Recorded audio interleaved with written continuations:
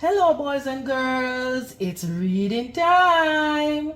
And today we will be reading this story, Big Foot Cinderella.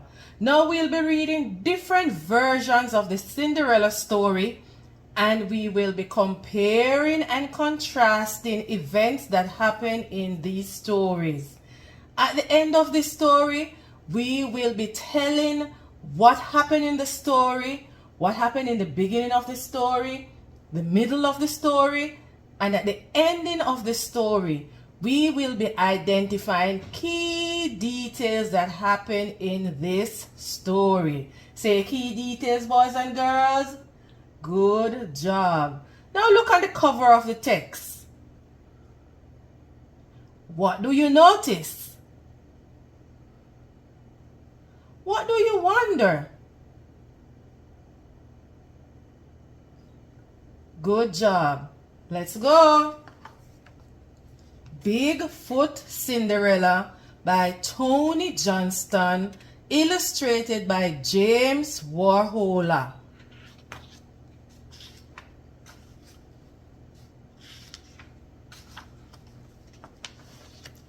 Look at the picture, boys and girls. What do you see? What do you wonder? Good job. Now listening time. Once upon a time in the old growth forest, a band of Bigfoots lived. An enormous snag towered above the other trees close to their camp. Inside its hollow halls of bark lived a dashing Bigfoot prince. He was tall and dark as a Douglas fir, with feet like cedar stumps. He was odoriferous as his tree home was coniferous, and so horrendously hairy that Bigfoot women near and far longed to marry him. Got the picture, boys and girls?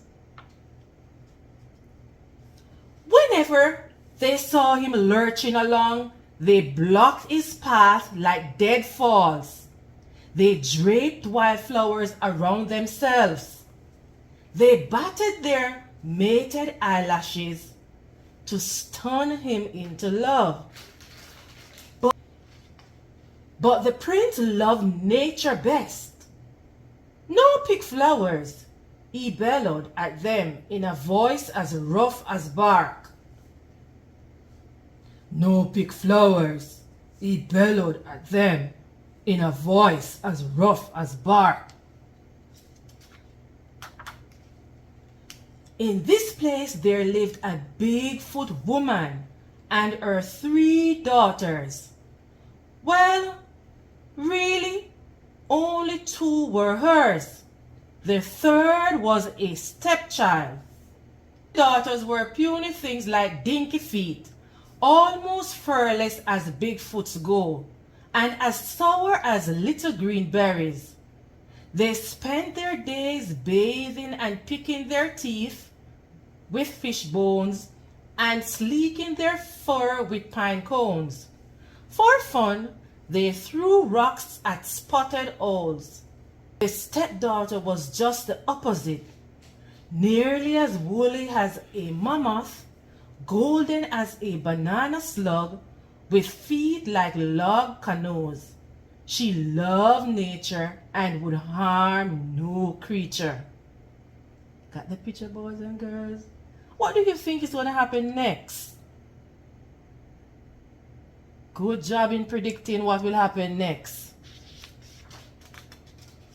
Her stepsisters despised her and they made her work.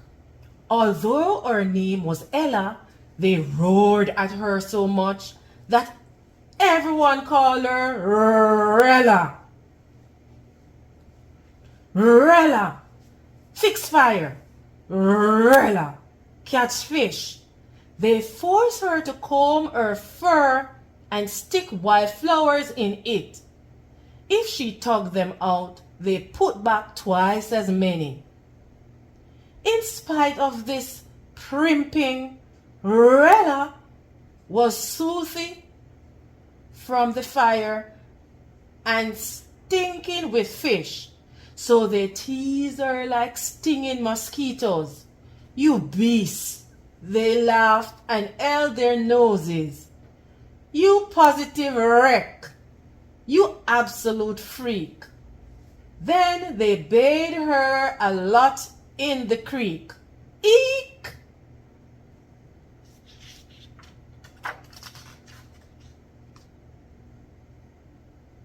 Look at the picture, boys and girls. What do you notice? Good job. One morning, Ruella went to the river to get supper. She fished all day and tossed her catch into the bank in a silvery pile. Suddenly, a grizzly bear appeared. He seemed hungry. Ruella was bigger than the bear, so she could have shooed him away. But she was too kind. She let him have the fish. When she shambled home empty-handed, her stepsisters rubbed their bellies and bellowed, "Food, food, food." They forced her to fish all night.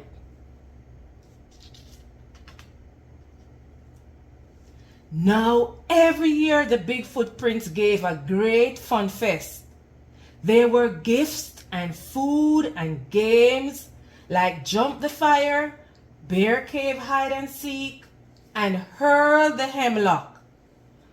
But log rolling was the favorite. This year, whichever woman rolled the prince off a log and into the river would become his wife. Ruella's puny sisters hoped to dunk the prince. "When me snag put rid furball prince, me rule whole tree place," yelled the older one. "Me pick all flower," the younger one grinned. Then they bellowed together, "Power, power, power." So they smoothed their pitiful fur, then spruced up with wildflowers and wearing fine bark clogs to grip the log, they clumped to the festival. "Me go too," Ruella hollered after them. She adored to sweat and win at games. Her sisters hooted so hard, they fell down. "You stay, catch plenty fish. We catch prince."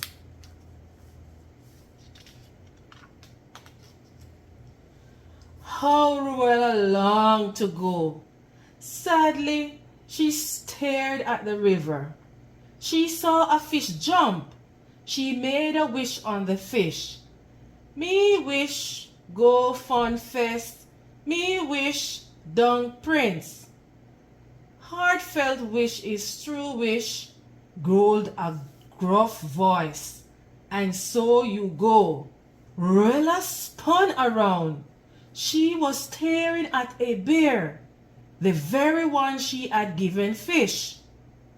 "Who you?" she asked. "Me, your berry godfather." Ruella was overjoyed. Then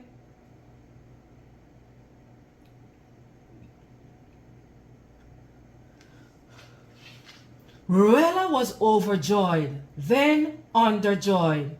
She mumbled. Ruella spun around. She was staring at a bear, the very one she had given fish. "Who you?" she asked. "Me, your berry godfather."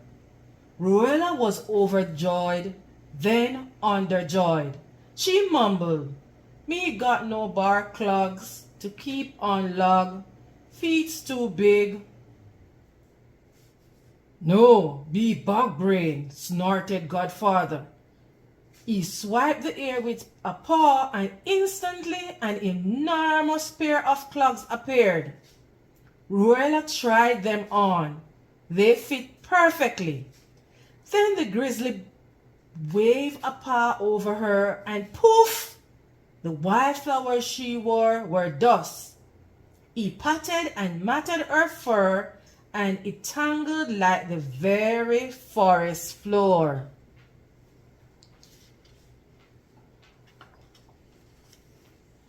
She boomed, "Thanks," and gave him a crunching hug.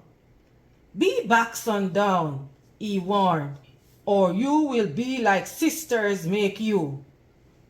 No furry and smelly, but plenty." Ruella's stepsisters hated games, but to catch the prince they'd do anything, even give logs a twirl, and they hoped a good drenching might even wash off his stench. But they never got the chance. When their turn came, the prince saw their wildflowers' chains and glowered. He tossed them in the water, snarling, "No pick flowers."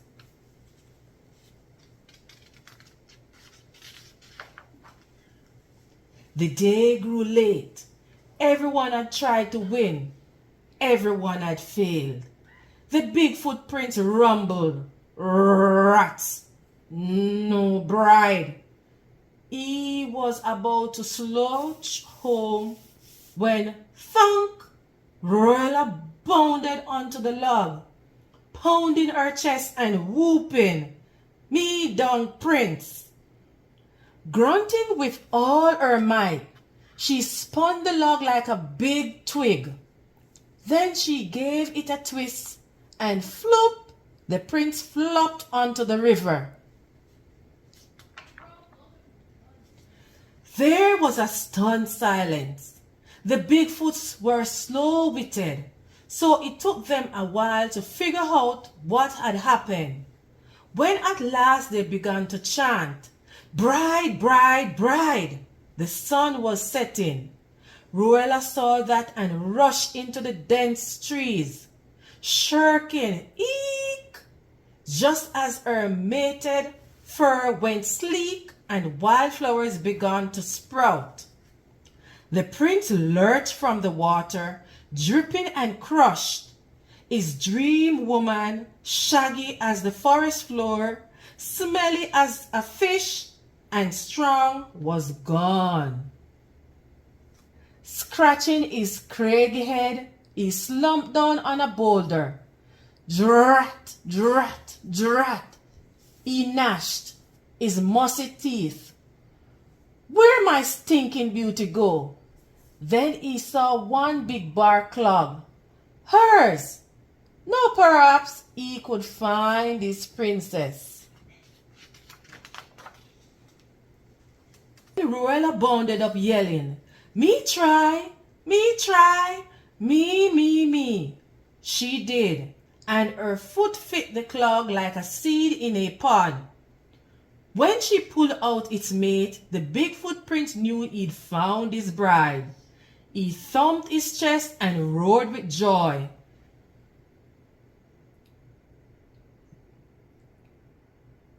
The stepsisters roared too. In tantrums, they yanked up some wildflowers and saplings. Their mother kicked the prince black and blue. Get the picture, boys and girls?